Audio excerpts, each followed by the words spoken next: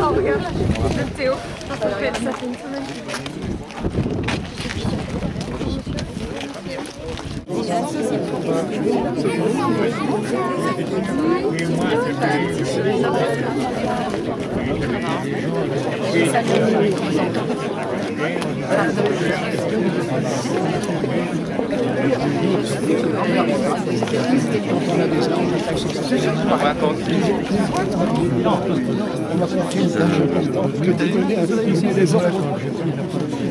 Elles sont de correction ou pas?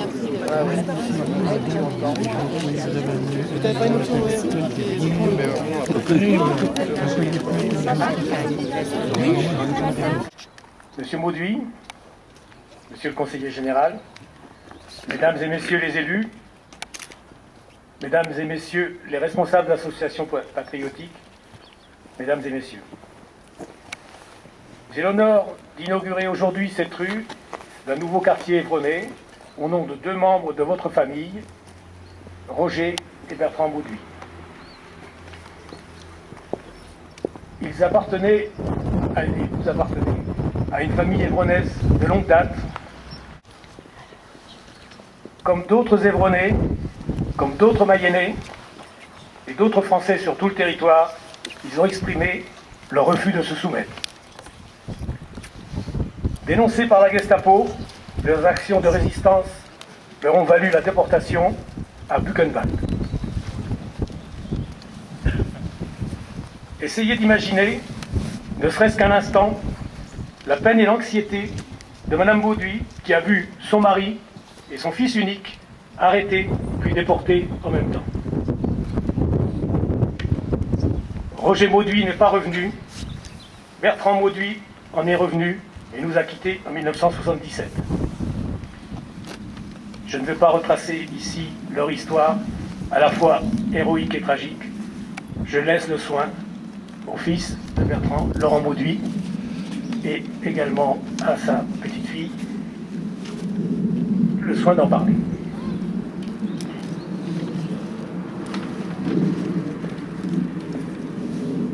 Je dirais simplement qu'il est juste que leur mémoire perdure à Évron.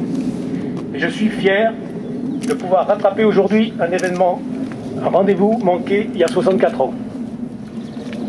Bertrand Mauduit était attendu par la municipalité de l'époque à la descente du train pour fêter son retour du camp de concentration. Ignorant cet accueil, profitant d'un ralentissement du train, il sauta du wagon au niveau de sa propriété des Vignes, quelques centaines de mètres avant la gare, et donc le rendez-vous n'eut pas lieu. J'ignore d'ailleurs pour quelle raison l'hommage prévu ne lui fut pas rendu ensuite. Cela est fait aujourd'hui. Je terminerai en signalant que les familles Bussinger et Mauduit, la rue où vous êtes et la rue Daniel Bussinger, étaient liées. En effet, le parrain de Laurent Mauduit, ici présent, était Daniel Bussinger. Nous avons voulu que ces deux rues voisines les réunissent au-delà du temps et des mémoires. En donnant à cette rue leur nom, nous honorons la mémoire de deux hommes qui auraient sans doute refusé d'être traités en héros, mais qui furent avant tout des hommes de droiture, fidèles à leurs convictions. Puisse cette rue rappeler aux troubles, sur ne pas choisir la voie de la facilité au péril de leur vie. Je vais donc laisser la parole. Mesdames et messieurs les conseillers municipaux, monsieur le conseiller général, messieurs représentants des associations patriotiques, chers amis, je veux vous dire au nom de ma mère Anne Mauduit, de mes deux sœurs, Elisabeth et Edith, et puis de notre famille qui est là, à la fois notre émotion et notre gratitude.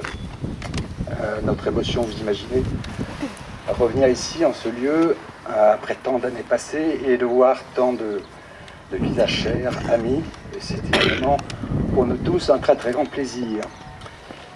Et puis surtout la gratitude, monsieur le maire, parce que c'est vrai que c'est formidable de votre part d'avoir pris cette initiative d'honorer Roger Mauduit, mon grand-père, et Bertrand, mon père, parce que j'ai vraiment le sentiment que la République est faite de mémoire, de souvenirs, et qu'il y a dans ces mémoires et ces souvenirs des combats pour les libertés qu'il ne faut pas oublier, des combats dans lesquels sont impliqués des gens connus, des grandes figures du pays, mais aussi des combats anonymes, la foule, la multitude, et c'est aussi ici à Évron ce qui s'est joué pendant la résistance. Donc voilà, je voulais vous dire notre gratitude, monsieur le maire, parce que c'est vrai que ça nous a énormément touché que vous ayez pensé à célébrer la mémoire de mon père et de mon grand-père, celui de mes sœurs, en donnant le nom de Bertrand et de Roger Mauduit à cette rue.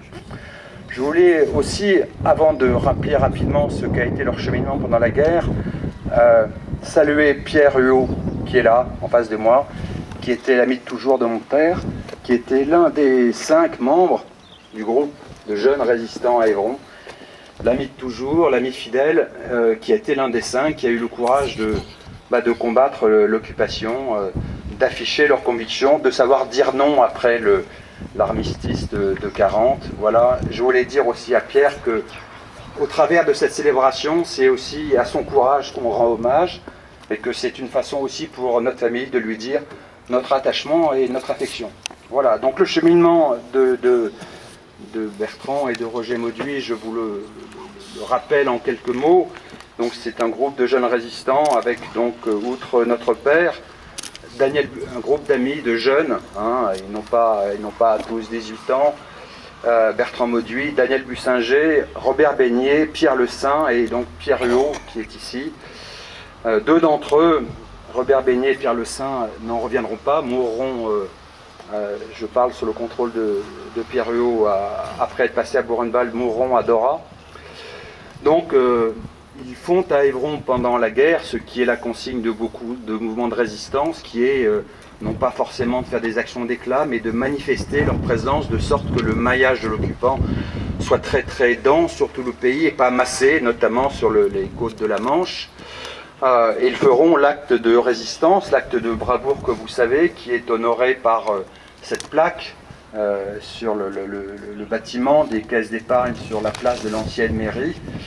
Donc comme moi j'ai écrit un texte pour résumer cette histoire, pour la résumer au nom de ma famille, j'ai commis des petites erreurs de fait, et Pierre me rappelait que j'ai commis l'une de ces erreurs, c'est que on a publié un petit texte de 4 pages de mon père rappelant cette nuit du 13 au 14 juillet 1941, quand ils ont décidé de descendre le drapeau nazi pour y dresser le drapeau français avec la croix de Lorraine. En fait, l'idée, me dit Pierre, venait de lui, qui passait tous les jours sur la place de l'ancienne mairie. Voilà.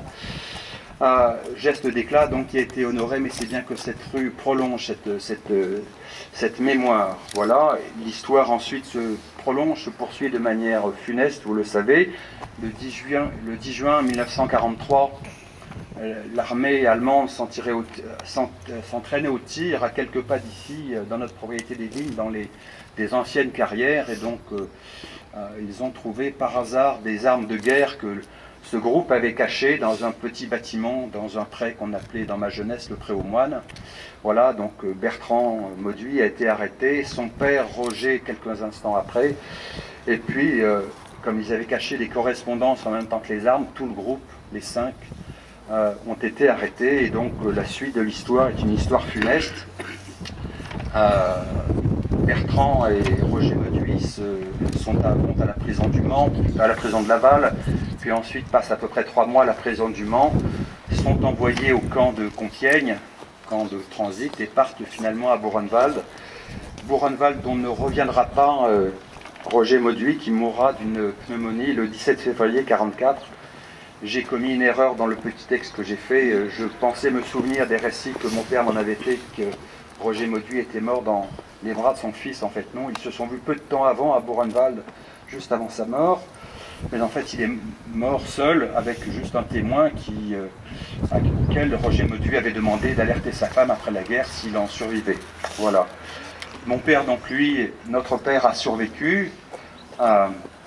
Devant l'avancée des armées anglo-américaines, a été amené en transport, ça a été, voilà, et c'était à sauter d'un train, s'est échappé, je vous passe, l'histoire est écrite, donc pour ceux qui voudraient la retrouver, la trace est là, voilà, et donc il est rentré après 2 ans passés en Allemagne, un camp de concentration, et une période de convalescence à Mulhouse. Voilà, il est rentré dans les conditions qu'a rappelé monsieur le maire à l'instant.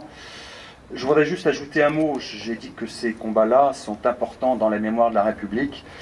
Je le dis aussi parce que c'est un legs familial. Mon père avait, quand il nous parlait de l'Allemagne, et ma sœur Elisabeth m'a suggéré de le dire, je pense que l'idée est forte, avait à la fois une façon digne de parler des choses, assez pudique, hein, y compris le texte qu'il a fait pour raconter le début de sa déportation, on n'a découvert qu'après sa mort. Mais aussi vis-à-vis de l'Allemagne, il n'y avait pas d'acrimonie, il n'était pas, c'est le mot de ma sœur, xénophobe, au contraire il était xénophile, il n'était pas germanophobe, il était germanophile, il aimait l'Allemagne, il aimait la langue allemande, il nous a envoyés jeunes en Allemagne, voilà, donc c'était aussi un legs qui nous est fort, voilà, et comme, si je peux m'y autoriser, c'était un homme de lettres, de culture, je voudrais juste terminer par une belle citation que j'ai trouvée parce que c'est aussi le cheminement de ce groupe de jeunes. Citation d'Étienne de la Boétie, « Ne pas savoir dire non est le premier pas vers la servitude ». C'est vrai, je le dis en clin d'œil affectueux à un maire, c'est vrai pour les petites choses de la vie, mais c'est vrai aussi pour les choses formidablement importantes de la vie. Et voilà, ce groupe de jeunes a su dire non. Merci. Merci, monsieur le maire.